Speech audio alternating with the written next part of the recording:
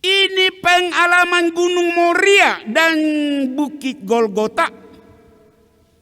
Kalau Anda berdua tidak bermain cantik, bahtera rumah tangga Anda berdua akan menuju kehancuran. Percaya kata-kata pastor ini. Kandas, karam, tenggelam, hilang.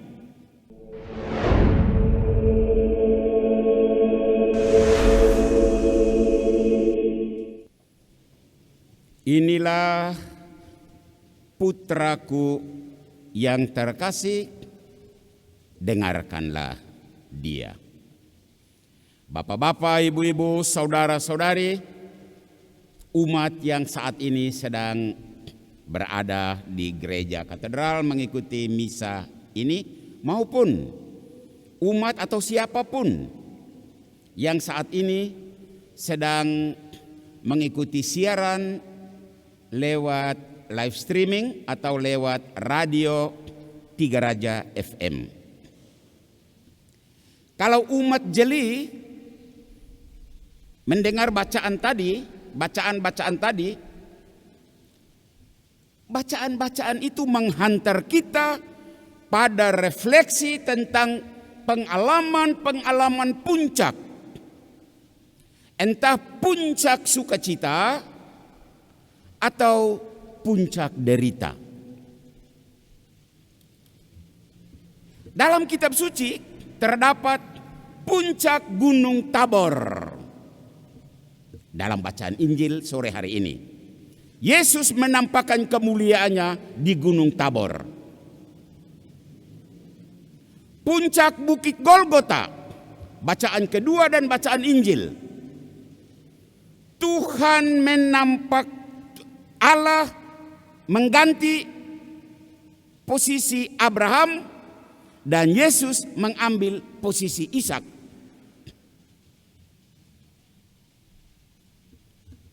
Gunung Moria dalam bacaan yang pertama, Ishak anak sematawayang dikorbankan Abraham. Saya ajak umat untuk mari kita coba berangkat dari puncak ke puncak. Kita mulai puncak yang pertama, Gunung Tabor. Tempat peristiwa agung transfigurasi Yesus. Petrus, Yakobus, Yohanes dibawa Yesus mendaki sebuah gunung yang di Injil dikatakan yang tinggi. Dan kita menggunakan istilah menamakannya Gunung Tabor. Di sana Yesus berubah rupa. Istilah terkenal transfigurasi. Wajahnya bercahaya, pakaiannya berkilau-kilau. Hadir dua nabi besar dalam perjanjian lama, Musa dan Elia. Sungguh memukau. Saking memukaunya, tanpa sadar keluar dari mulut Petrus, Tuhan, baiklah, kita bangun 3 kemah. Satu untuk engkau, satu untuk Musa, satu untuk Elia. Dengan kata lain, Petrus mau mengatakan, ini indah sekali. Kata orang, jangan turun-turun lagi di sana. Di sini saja. Rasa enak, rasa nyaman. Tiba-tiba awan lewat dan dari awan suara yang keluar. Inilah putraku yang terkasih, dengarkanlah dia. Suara itu sebenarnya mau menegur Petrus. Memang tempat ini bagus, enak. Tetapi tempat ini hanyalah tempat sementara, bukan tempat seterusnya untuk kamu. Tempat kamu itu di sana, di kaki gunung, bukan di puncak ini. Ini sebuah tempat sementara saja yang punya maksud dan tujuan. Puncak pertama. Sekarang kita masuk puncak yang kedua, gunung atau Bukit Golgota. Pertanyaan, mengapa justru 3 murid Petrus, Yakobus, Yohanes yang dibawa oleh Yesus ke Gunung Tabor? Kenapa? Jawabannya, karena 3 murid ini sebentar akan menjadi saksi derita Yesus. Kisah sedih di Taman Getsemani, 3 murid ini yang ada. Kisah pilu di Via Dolorosa, 3 murid ini ada. Kisah tragis penyaliban di Bukit Golgota, 3 murid ini lagi-lagi ada. Nah, sebelum 3 murid itu mengalami puncak derita di Gunung Golgota, Yesus menampilkan kisah mulia Gunung Tabor. Untuk apa? Ya supaya jadi bekal. Bekal bagi 3 murid itu nanti. Arahan Yesus jelas. Jelas untuk 3 murid itu. Kamu bertiga ingat baik-baik ya. Kamu akan melihat saya tidak berdaya di Gunung Golgota. Tapi kamu 3 jangan takut. Hari ini kamu lihat saya luar biasa. Saya hebat. Jadi kamu jangan takut ya. Ya, ternyata apa yang terjadi? Kita semua tahu cerita itu. Di Taman Getsemani 3 murid tertidur. Di gedung pengadilan Yesus berdiri seorang diri dan Petrus menyangkal Yesus. Di Gunung Golgota lagi-lagi Yesus tergantung seorang diri. Maka gagal total peristiwa transfigurasi yang dihadirkan Yesus. Dalam bacaan kita dengar sore hari ini, puncak yang pertama. Kita beranjak ke puncak yang ketiga, Gunung Moria. Itulah perpaduan pengalaman derita Getsemani dan pengalaman mulia Gunung Golgota menuju ke kebangkitan. Abraham dan Sarah, ini pasutri lanjut usia, akhirnya punya anak, Ishak. Bacaan pertama menuturkan bahwa kisah pilu dan sekaligus kisah heroik sebuah iman ditampilkan. Anak semata wayang diminta Tuhan untuk dikorbankan, disembelih. Astaga. Terus bagaimana? Kan Tuhan bilang turunan akan menjadi sebanyak pasir di pantai dan bintang di langit. Baru Tuhan sekarang minta anak ini disembelih. Bagaimana itu? Ini pengalaman berat, pengalaman Getsemani dan pengalaman Golgota. Tetapi Abraham tipe manusia yang setia. Tanpa komentar, tanpa kata, berangkat menuju Gunung Moria bersama anak semata wayangnya. Dan di atas bukit yang mau disembelih, pisau sudah diangkat, tinggal ditancap.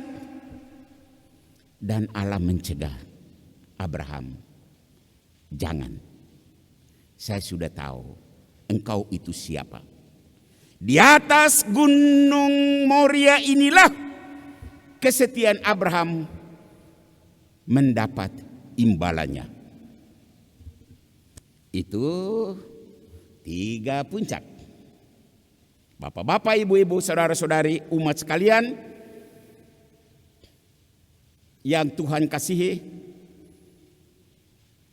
khususnya dengar baik-baik, umat yang punya pengalaman Gunung Tabor, umat yang punya pengalaman Gunung Golgota, umat yang punya pengalaman Gunung Moria, yang saat ini sedang ada di gereja ini atau sedang mengikuti siaran misa ini. Pesan hari Minggu ini sangat jelas. Apa? Pandai-pandailah membawa diri di saat badai derita mendatangi dirimu. Di saat itu segera hadirkan pengalaman Gunung Tabormu. Bagaimana? Saya akan konkretkan pesan ini dalam sebuah ilustrasi menyangkut hidup perkawinan. Dan mohon dengar baik-baik. Semua yang punya pengalaman masalah perkawinan, harap khotbah sore hari ini menjadi sebuah pencerahan. Adalah sebuah batra perkawinan.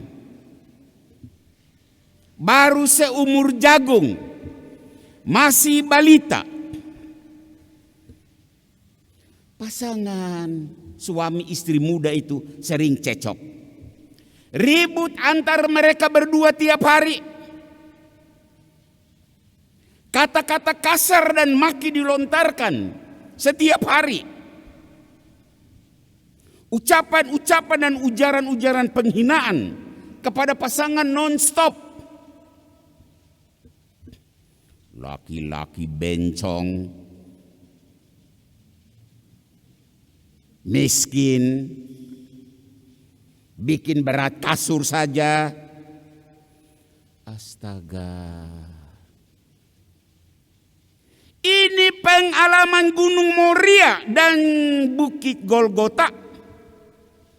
Kalau Anda berdua tidak bermain cantik, bahtera rumah tangga Anda berdua akan menuju kehancuran. Percaya kata-kata pastor ini.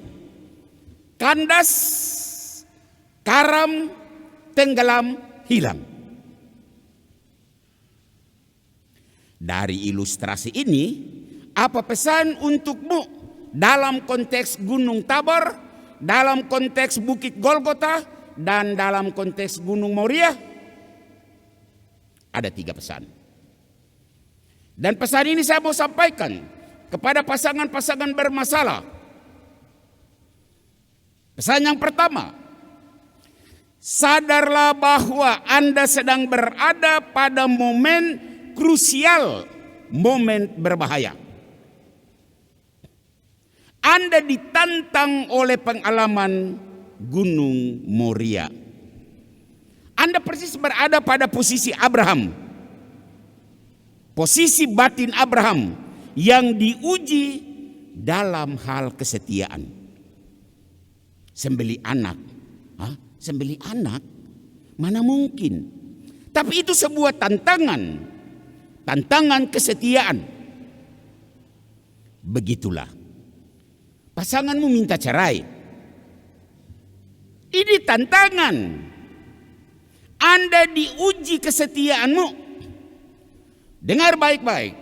Di balik permohonan cerai dari pasanganmu, ada ungkapan batin dari pasanganmu yang pasti kecewa. Tidak ada orang bodoh yang tiba-tiba minta cerai. Pasti ada alasan kan? Ada sebab kan? Nah, coba cari tahu kenapa dia minta cerai. Ini tantangan atas sebuah kesetiaan. Terus apa yang harus dibuat? Pesan yang kedua.